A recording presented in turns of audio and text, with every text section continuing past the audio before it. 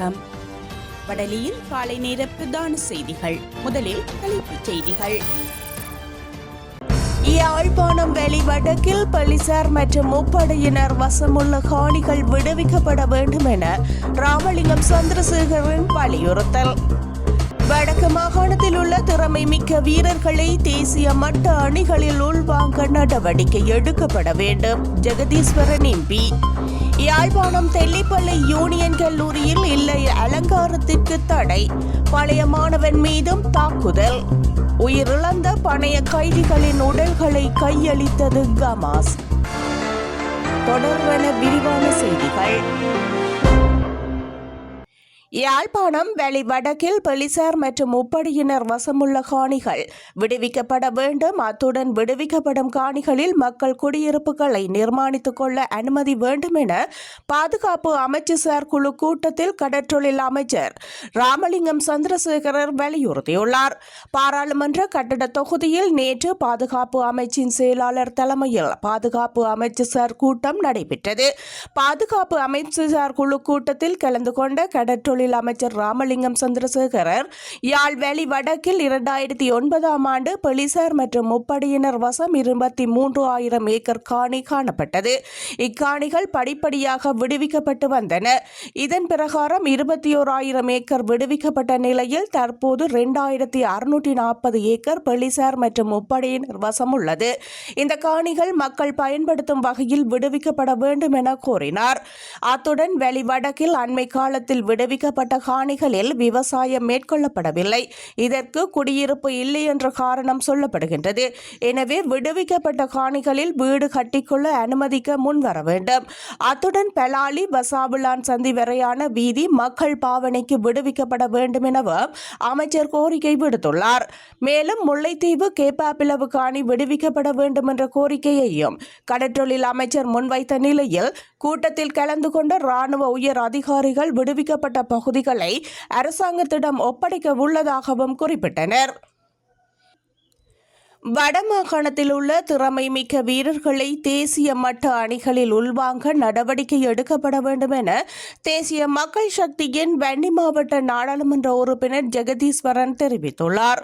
விளையாட்டுத்துறை அமைச்சுக்களாக உப குழு கூட்டம் பாராளுமன்ற கட்டட தொகுதியில் இடம்பெற்ற போதே அவர் இவ்வாறு தெரிவித்துள்ளார். இளைஞர் விவகாரம் மற்றும் விளையாட்டுத்துறை அமைச்சுக்கான உபக்குழு கூட்டம் பாராளுமன்றத்தில் நேற்று இடம்பெற்றது. அதில் உறுப்பினராக இருப்பதால் எமது பிரதேசத்தின் விளையாட்டுத்துறை தொடர்பாக பல விடயங்களை முன்வைக்க முடிந்தது. இது தொடர்பாக பல விடயங்களை சுட்டிக்காட்டினேன். ஓமந்தையில் அமைக்கப்பட்டுள்ள சர்வதேச தரத்திலான விளையாட்டு அரங்கிற்கு தேவையான ஆளணி, விளையாட்டு உபகரணங்கள் மற்றும் ஏனைய தேவைகள் தொடர்பில் கவனம் செலுத்தி அதனை பெற்றுக் கொடுக்க வேண்டும் என கோரிக்கை முன்வைத்தேன்.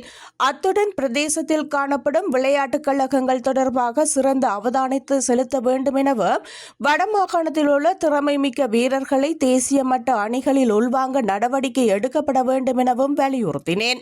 போதைப் பொருள் பாவனை சமூக வலைத்தளங்களில் இருக்கும் இளைஞர் யுவதிகளின் அவதானத்தை நல்ல வழியில் கொண்டுவர விளையாட்டுத்துறை காணப்படுகின்றது. அதனை ஊக்குவிக்க வேண்டும். எதிர்காலங்களில் இது தொடர்பாக கவனம் செலுத்துவதாகவும் எழுத்து மூல முன்மொழிவுகளை வழங்குமாறு இளைஞர் விவகார விளையாட்டுத்துறை அமைச்சர் கேட்டுக்கொண்டார். அதற்கு அமைவாக வவுனியா, மன்னார், முல்லைத்தீவு மாவட்டங்களில் விளையாட்டுத்துறை சார்பாக ஏதாவது பிரச்சனைகள் இருப்பேன் எனக்கு எழுத்து மூலமாக தந்தால் நடவடிக்கை எடுக்க முடியும் எனவும் அவர் கேட்டுக்கொண்டுள்ளார். யாழ்ப்பாணம் தெல்லிப்பளை யூனியன் கல்லூரியில் நேற்றைய தினம் நடைபெற்ற வருடாந்த இல்ல மெய்வல்லுநர் போட்டியின் போது இல்ல அலங்காரங்களுக்கு தடை விதிக்கப்பட்டிருந்தது. குறித்த பாடசாலையில் கடந்த வருடம் இல்ல மெய்வல்லுநர் போட்டிகள் நடைபெற்ற போது இல்லங்கள் கார்த்திகை பூ மற்றும் பீரங்கி அமைப்பு போன்ற வடிவில் அலங்கரிக்கப்பட்டிருந்தன. இந்த நிலையில் பாடசாலையின் நிர்வாகத்தினர் விசாரணைக்கு அழைக்கப்பட்டிருந்தனர். அந்த விசாரணைகள் இதுவரை முடிவுக்கு வரவில்லை.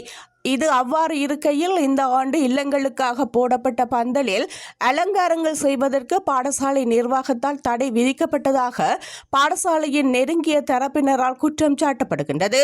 அத்துடன் சாதாரண அலங்காரம் கூட செய்ய வேண்டாம் என தடை விதிக்கப்பட்டதாக தெரிவிக்கப்படுகின்றது. அலங்காரம் செய்வதற்கு முயன்ற பழைய மாணவன் மீதும் ஆசிரியர் ஒருவர் நேற்றைய தினம் தாக்குதல் நடத்தியதில் அந்த மாணவன் தெல்லிப்பளை ஆதார வைத்தியசாலையில் அனுமதிக்கப்பட்டுள்ளார்.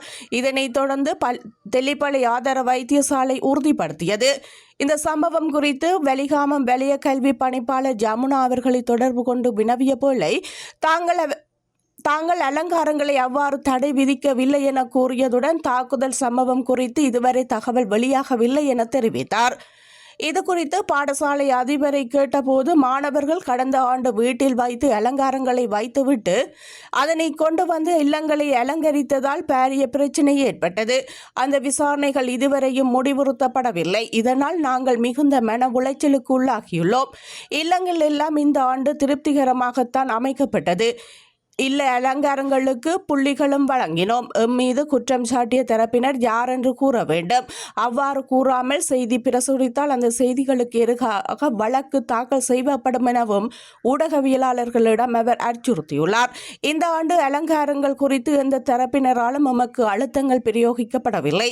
அத்துமீறி உள்நுழைந்து அலங்காரம் மேற்கொண்ட பழைய மாணவரை நாங்கள் தடுத்து நிறுத்தினோம். அவர் மீது நாங்கள் தாக்குதலை நடத்தவில்லை என அவர் தெரிவித்தார். பாதாள உலக குழு தலைவர் கணேமுல்லு சஞ்சீவவின் கொலை சம்பவத்துடன் தொடர்புடைய முகமது அஸ்மான் செரிப்தீன் என்ற பெயரை தவறாக குறிப்பிட்டு அவரது குடும்பத்திற்கு அநீதி இழைத்துள்ளதாக கூறி கொழும்பு நீதவான் நீதிமன்றத்தில் மனு ஒன்று தாக்கல் செய்யப்பட்டுள்ளது. முகமது அஸ்மான் செரிப்தீன் சகோதரரால் பிப்ரவரி 19 கைது செய்யப்பட்ட சந்தேக நபர் கொலை குற்றம் தொடர்பாக அதே நபர் அல்ல என வாதிட்டு இந்த மனு தாக்கல் செய்யப்பட்டுள்ளது.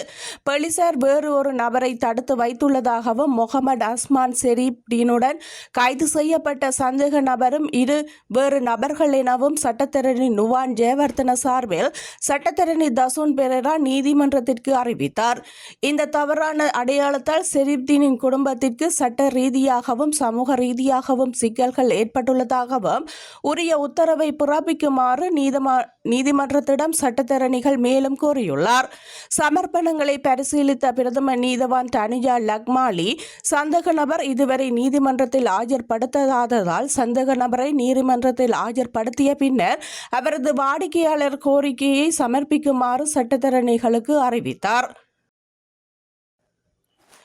அரியாலை சிந்துபாத்தி மயானத்தில் சந்தேகத்திற்கிடமான முறையில் மனித எச்சங்கள் வெளிவந்த நிலையில் அது குறித்து யாழ்ப்பாண நீதிமன்றம் கவனம் செலுத்தி இருப்பது வரவேற்கத்தக்க விடயம் என தமிழ் தேசிய மக்கள் முன்னணியின் தலைவரும் பாராளுமன்ற உறுப்பினருமான கஜேந்திரகுமார் பொன்னம்பலம் தெரிவித்தார்.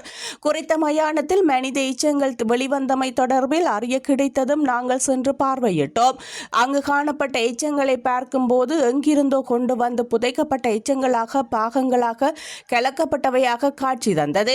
இந்த நிலையில் யாழ்ப்பாண நீதிமன்றம் குறித்த விடயம் தொடர்பில் கவனம் செலுத்தி இருப்பது நம்பிக்கை தரும் நிலையில் தேவை ஏற்படின் சர்வதேச தரத்திலான பகுப்பாய்வுகள் மேற்கொள்ளப்பட வேண்டும்.